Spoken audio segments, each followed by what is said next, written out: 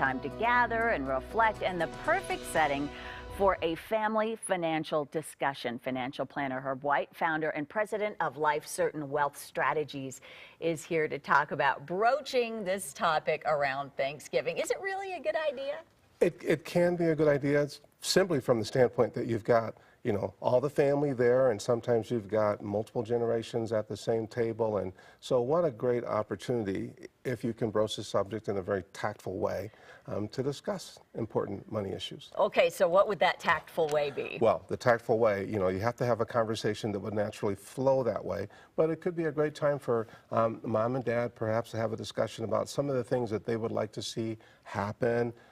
What happens if dad's unable to pay the mortgage because of a chronic illness or something like that? What would you like to see happen? And maybe that can kind of start the conversation with the other family members around the table, so that people kind of know, what the goals are that the different people in the family have. Sure.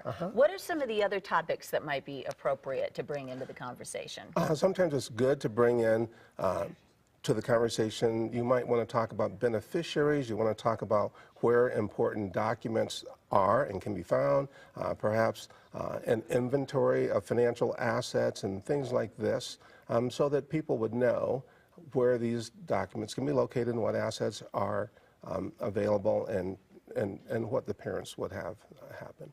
Certainly not controversial there. It's like we would have this talk with our kids and just say we have a fireproof box, or we put something in there, or it's the beneficiaries. We all have to fill out that information every year, so really important stuff. What about taking action after the conversation? Well, that's the hard part. So you can have the conversation, and everyone can have, real good intentions about what they want to do.